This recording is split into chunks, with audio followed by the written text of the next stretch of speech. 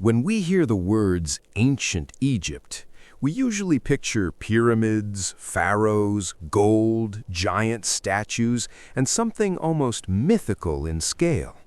But all of that greatness was not built by pharaohs alone. It was built on the backs of ordinary people.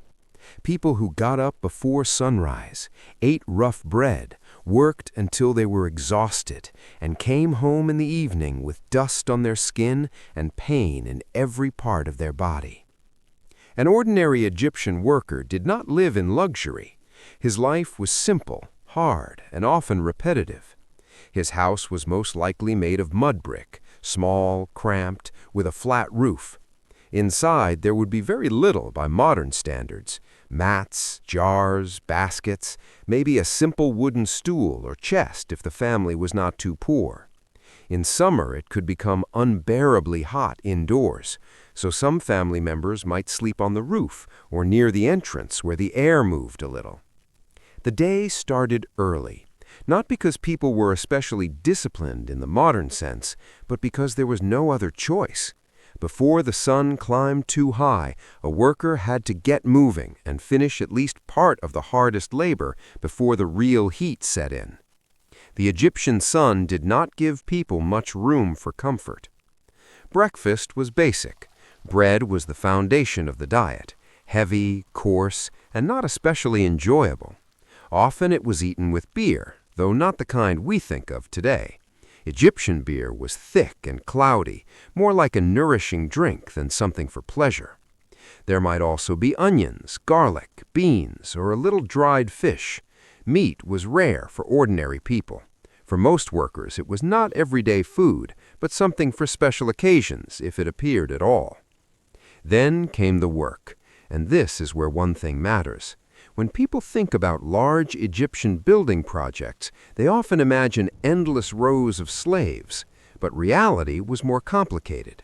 A great deal of hard labor was done by ordinary free people who were assigned to state projects, especially during times when the flooding of the Nile interrupted agricultural work.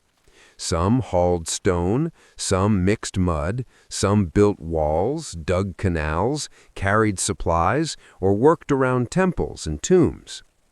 The work was almost always physically brutal. If it involved stone, that meant ropes, sledges, levers, and constant strain on the arms and back. If it was agricultural labor, it meant heat, water, mud, heavy baskets, and endless bending and lifting. The body wore down quickly. Joints, shoulders, knees, and the lower back would start to ache early in life. Even a young man in that world could already look tired and older than his years. The climate made everything harder. Dust, dry air, and relentless sun were part of daily life. Sweat mixed with dirt almost immediately. Sand got everywhere, on the skin, in the hair, in the mouth. If the work involved stone, there would also be grit and powder in the air, getting into the nose and eyes. The beautiful images of ancient Egypt usually leave out how harsh and uncomfortable the world felt for the average person. At the same time, labor was not chaotic. Egypt valued order, records, and control. Workers were placed into groups, counted, and supervised. And that is where one of the most important figures in a worker's life appeared, the scribe. He did not usually haul stone or bend under heavy loads, but he kept the records, marked who showed up, who was absent, who was sick, and how many rations were given out. In a society like that, the ability to write already placed a man in a very different kind of position. An ordinary worker's day was not filled with heroic moments. He probably did not walk around feeling that he was participating in some grand historical achievement. For him, life looked much simpler. Get through the day. Do not injure your back. Do not attract the anger of an overseer. Do not lose your rations, and do not collapse from the heat. From a distance, great civilizations look glorious. Up close, they're often built out of routine, repetition, and exhaustion. By midday, the heat could become overwhelming. Stone grew hot, the air felt still, and clothing clung to the body.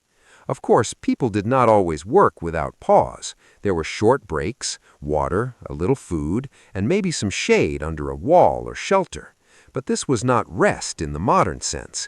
It was more like a brief chance to recover just enough strength to keep going. An injury could easily become a serious problem. Today, a bad back or a deep cut is painful, but most people still expect treatment and some chance of recovery. In ancient Egypt, things were far more fragile. A wound, swelling, a broken bone, or an infection could change a life very quickly. And if your survival depended on physical strength, then losing that strength could put you in a very dangerous position. Still, it would be wrong to describe an ordinary Egyptian worker's life as nothing but suffering. He had a home, a family, children, neighbors, routines, and moments of normal life. After work, he did not return to emptiness. At home, bread might be baked, baskets repaired, water carried, children looked after. People talked. They shared rumors, complained about officials, discussed grain, the Nile, temple festivals, and their neighbors. Life was hard, but it was still life, full of irritation, humor, worries, and attachment. Religion was a major part of that world. For an Egyptian, the world was filled with gods, rituals, and meaning. This was not abstract philosophy. It was woven into everyday life. The flooding of the Nile, the harvest, the health of children, the order of the kingdom, none of these things were seen as separate from the divine. Even a poor laborer could feel that he lived inside a larger order where everything was connected. That may have made a hard life easier to endure. Death, too, was seen differently. For Egyptians, it was not simply an ending. Lavish tombs, expensive amulets, and elaborate burial customs were mostly for the rich, of course, but the hope that something continued after death was not limited to the elite. For ordinary people, that belief also mattered.